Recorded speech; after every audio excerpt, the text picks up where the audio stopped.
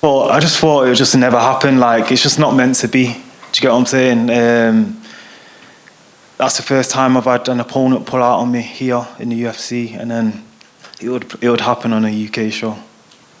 So when they came to you with the replacement name, could it have been anybody? You just really wanted to fight on this card specifically? Yeah, I would have took anybody. As the weeks was going down, I was getting more and more agitated. I thought they'll never match me, and then they got the perfect matchup a week out.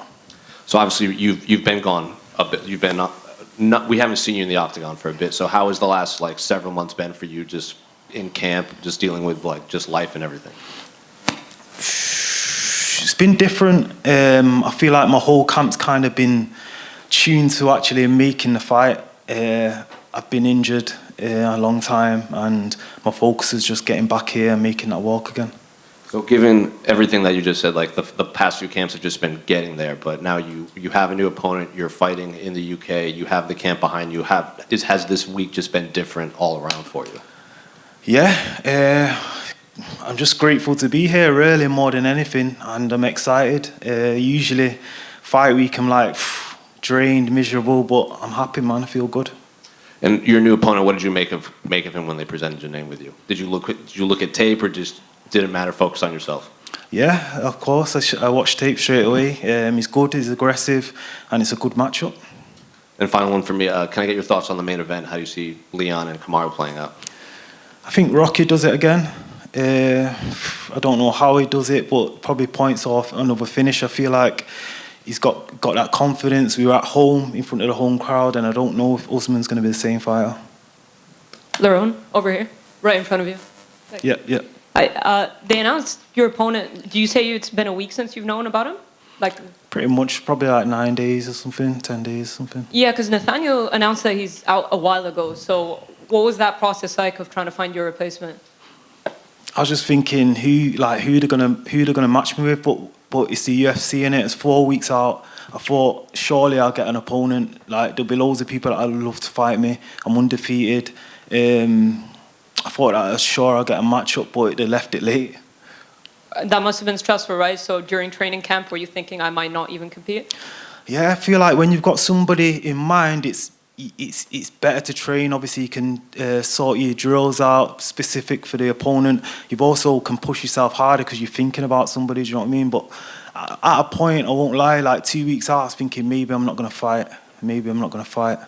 But I just kept focused and pushed. He's a good opponent, has a good record, but is it a little disappointing? I mean, you're a highly touted prospect to not be fighting perhaps somebody ranked. I'm not really bothered, to be honest. I just want to fight. Like I said, I've been out for a bit. I just want to fight. I just want to compete. Once I get in there, if I get the win on Saturday, then I'll be pushing for. I'll say I only want top 15 from now. I'll be basically 5-0 in the UFC. Right. Thank you. Lerone, I know there was a lot of stress going into this and trying to work out who you were going to fight and whether you were going to fight. Now that's all dealt with and you're here, you have a fight. Are you able to now relax into what I would call like a regular fight week routine? Now you have an opponent, even though it's a short notice one. Yeah, of course. As soon as I got the name, I was pretty much into fight mode then, as soon as I got the name. So all that stress is now in the rearview mirror. That's not lingering. Yeah, of course. I've got to focus on Saturday night now. Got a good opponent in front of me. I've got to be on my game and make sure I get that win. And I've been asking this to some of the other Brits who've been coming up there to talk to us. That atmosphere in the O2 is pretty special. What's it going to mean to you to walk through the curtains and get into the octagon in front of a packed crowd of people who are predominantly going to be cheering for you on Saturday night? I've never done it. I've never experienced it. So for me, it's a new experience, and I can't wait to do it. I fought in front of my debut fight was a full crowd, but it was like the opposite. They was cheering against me. I enjoyed that as well, but it's going to be fun to fight in front of my home crowd. My family are here, my friends are going to be here, so it's going to be amazing, man. And your UFC career so far, through no fault of your own, has been pretty sort of stop-start. There's been lots of little roadblocks thrown in your way. After Saturday night, are you now keen to just sort of build some momentum and become more active through 2023? Well, I've always been keen, but things out of my control have stopped me from being active. Obviously, COVID happened. That set me back after I just made my debut. 2 cancelled fights, then my visa. It's just been one thing after another.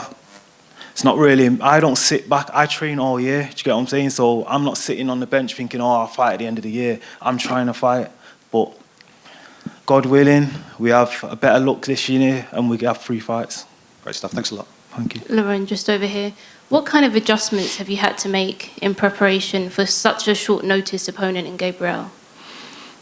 Nothing really. What can you do on 10 days? You're pretty much wrapping up your camp at that point. But we're ready, man. We're ready to go. And you said that you want a top 15 after a win on Saturday. How do you envision getting your hand raised on Saturday? I just think it's going to be a different level for him. He's not fought at this level before. Obviously, he's a good fighter. He's 10-0, but I feel like I've fought better opposition than him, and he's going to feel the level in there. Thank you. Lerone, to your left here. Yeah. Correct me if I'm wrong, but is this your first fight after the accident that you had a while back? The pictures on Instagram look pretty grim, but how bad was the accident and the hospitalization? Yeah, it was bad, close to death. But I'm back to full health now, which is great, and I feel just as good as I've always felt. And your nickname, your moniker's the Miracle, but that's like twice now that you say that you've cheated death. I mean, what do you attribute that to? Just luck, or being divine intervention, or purpose?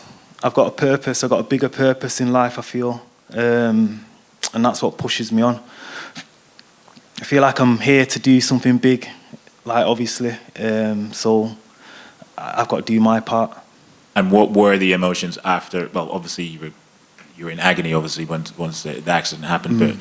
But fight career-wise, what were the emotions? Yeah, I thought it was game over. I didn't think I'd be back here anyway, and especially not so soon. Doctors were saying all sorts of stuff like whatever, like fighting's no good now and whatnot. So yeah, it was heartbreaking at the time, but got good people around me, good friends, and I just stayed on course. Cheers, man. Thank you. Just to add to that, Lerone, just here. Yep. So were you told that you wouldn't fight again, or told you shouldn't fight again? Is that how that went? Yeah, one of the doctors I've seen said that, but I feel like they always say that things like that just to keep you safe. But I've made a full recovery, so I'm back now. And just to talk about obviously the stresses of the opponent change, but for all you've been through, it probably felt like something quite small for everything you've been through. Yeah, of course. I'm just happy to fight. Like I said, anybody that would have given me, I would have taken the fight. I'm just dying to get back in there. And just finally, obviously, a massive night at the O2. There must have been times where you just thought it wouldn't happen, or were you always determined that you'd always get one of these big nights and be back right at the big time again? Yeah, I've always been concerned that it won't happen. Even right up until last week, you're just thinking, oh, something's going to happen. Your opponent's not going to be able to get over, or it's just something's always in the back of your head. So until I get in the cage, then that's when I'll be happy. Yeah.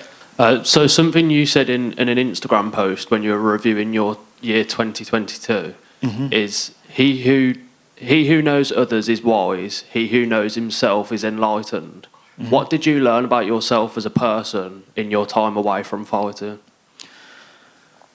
That I'm resilient and I know what I want. This is what I love. That it showed me that this is what I love. Like beforehand, I kind of was just doing it, if that makes sense. I was just kind of doing it because I'm good at it. I don't do anything else. But now, like, I feel like that time off was good for me. I needed that, and it just showed me that what I can do. I've seen other people do it that I feel like I'm better than. So I've got to go out there and just push now and work and get what I deserve. Welcome back. Thank you. Lerone, hi. We spoke to Nathaniel Wood recently, and he sends you all the best, and he wants you to win, but he still wants to have that fight with you. If you win on Saturday night, does that fight still interest you, or have you moved on from that fight now? I'm here. Where is he? He was sparring 2 weeks ago. He could have made the fight.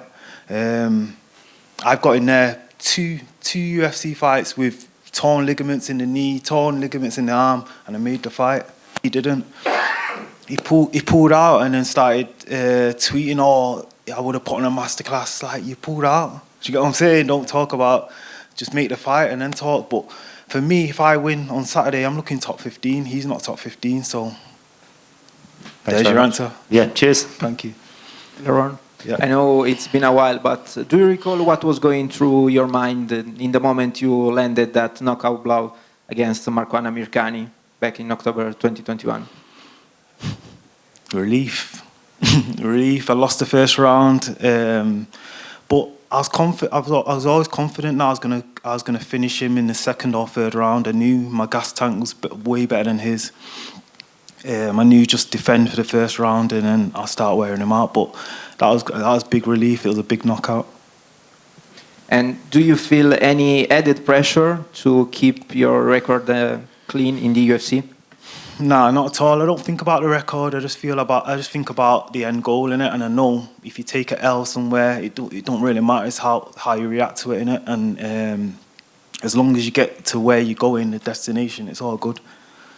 Thank you. Thank you. Good luck. Oh, one more in front. Yeah. I would imagine after your last 4 fights that fight week in Abu Dhabi has become the normal for you. So how has fight week been, like, not having to go through like that same hotel, that same flight and everything?